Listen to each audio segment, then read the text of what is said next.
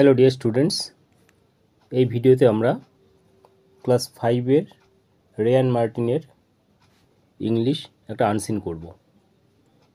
তো প্রথমে হচ্ছে প্যাসেজটা পড়ে নেব। Reading comprehension unseen.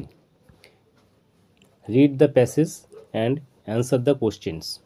ইয়েস্টারডে ওয়াজ এ সানি ডে। সানি ডে কথার অর্থ হলো রৌদ্রোজ্জ্বল দিন ছিল, খুব উজ্জ্বল দিন ছিল, গতকাল একটি উজ্জ্বল দিন ছিল। We went for a picnic. এখানে আমরা বলতে লেখকের কথা বোঝা যাচ্ছে। লেখক এবং তার সাথে আরও যারা ছিল তারা ওয়েন্ট ফর এ পিকনিক, একটা পিকনিকের জন্য গিয়েছিল। এটা হচ্ছে পাস্ট টেন্সে আছে, ওয়েন্ট দেওয়া আছে, গো এর পাস্ট টেন্স হচ্ছে went. We packed a small lunch. আমরা একটা স্মল লাঞ্চ প্যাকড করেছিলাম। And walked down a bumpy path. Walk down মানে হেঁটে নিচের দিকে যাচ্ছিলাম। এ বাম্পি বাম্পি পাথ মানে উঁচু নিচু রাস্তা ধরে আমরা নিচের দিকে যাচ্ছিলাম। সুন we came to a thick forest. খুব তাড়াতাড়ি আমরা পৌঁছালাম একটা থিক ফরেস্টে। থিক কথা হতো ডেন্স ফরেস্ট বা ঘন ঘন জঙ্গলের মধ্যে আমরা পৌঁছেলাম। দ্য ট্রিজ ওয়ার টল। গাছগুলো লম্বা ছিল। অ্যান্ড হিউজ কথার অর্থ হচ্ছে বিশাল, অনেক বড় ছিল। উই আমরা দেখলাম লটস অফ বিউটিফুল বার্ডস। এখানে লটস অফ কথার অর্থ হচ্ছে প্রচুর আমরা বিউটিফুল বার্ডস দেখলাম। অ্যান্ড সাম স্মল অ্যানিমেলস, কিছু ছোট ছোট অ্যানিমেলসও দেখেছিলাম। The path ended at a clear stream. The path রাস্তাটা এন্ডেড শেষ হয়েছিল কোথায়?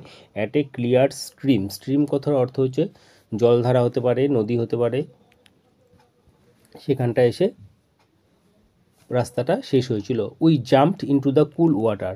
উই জাম্পড হচ্ছে জাম্পের past tense, jumped JUMPED, jumped into the cool ওয়াটারের মধ্যে আমরা সবাই জাম্প দিয়েছিলাম, লাফিয়ে পড়েছিলাম। ল্যাটার LATER, ল্যাটার পরে উই এট আওয়ার লাঞ্চ। তারপরে কি করলাম আমরা? উই এট, ইটের পাস্ট টেন্স হচ্ছে এট, উই এট আওয়ার লাঞ্চ, আমাদের লাঞ্চটা খেয়েছিলাম। নাও এখন আমরা কোশ্চেনগুলো সলভ করব। প্রথমে দেখো, প্রথম কোশ্চেন বলছে যে অ্যান্সার দ্য ফলোইং কোশ্চেনগুলো বলো। Where did the author reach after walking down a bumpy path. এই একটা বাম্পি পাথ, উঁচু নিচু পথ অতিক্রম করে অথর কোথায় পৌঁছেছিল? Where did the author reach কথার অর্থ হচ্ছে পৌঁছানো, কোথায় পৌঁছেছিল। তো কোথায় পৌঁছেছিল এখানটা দেখো, soon we came to a thick forest. তো এখানটা বলছে where did the author reach after walking down the bumpy path. এই বাম্পি পাথ অতিক্রম করে লেখক কোথায় পৌঁছেছিল? তাহলে কি লিখবো আমরা? দ্য অথর, এটা রিচড হয়ে যাবে পাস্ট টেন্সে। The author reached after walking down a bumpy path to a thick forest. The author এখান থেকে শুরু হবে লেখাটা।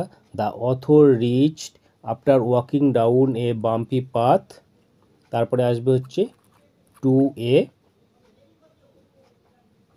Thick, THIC thick forest, FOREST।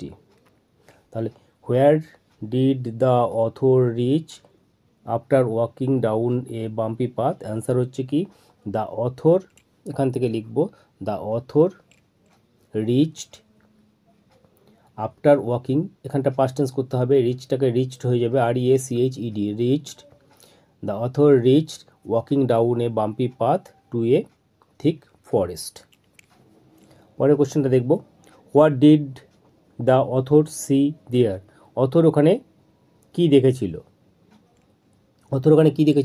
এই দেখো এখানে সেন্টেন্সটা আছে, we saw lot of beautiful birds. অনেক প্রচুর সুন্দর পাখি দেখেছিলাম। অ্যান্ড সাম স্মল অ্যানিমেলস, কিছু ছোট প্রাণী।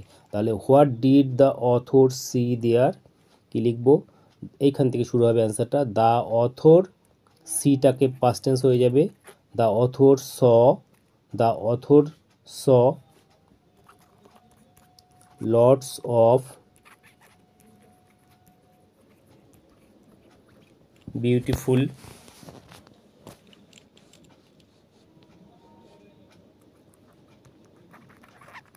birds and some small animals.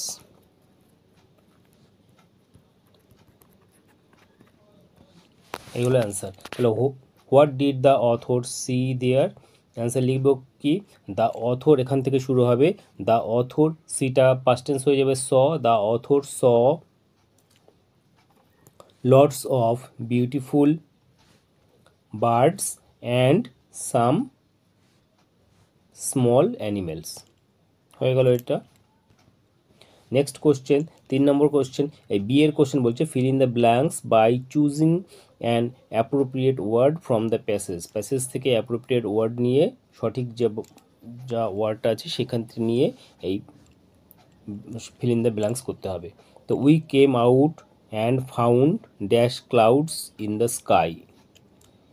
We came out and found, এবং উই কেম আউট আমরা বেরিয়ে আসলাম, অ্যান্ড ফাউন্ড দেখলাম, dash cloud in the sky আমরা বেরিয়ে আসলাম, অ্যান্ড ফাউন্ড হিউজ, হিউজ মানে বিশাল, বিশাল মেঘ ছিল, huge HUGE huge, huge clouds in the sky, আকাশে প্রচুর মেঘ দেখেছিলাম আমরা।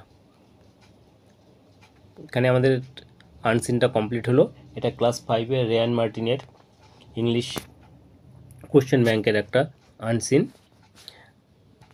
তোমাদের ভিডিওটি কেমন লাগলো জানাবে, এবং ভালো লাগলে অবশ্যই লাইক এবং শেয়ার করবে। Thank you.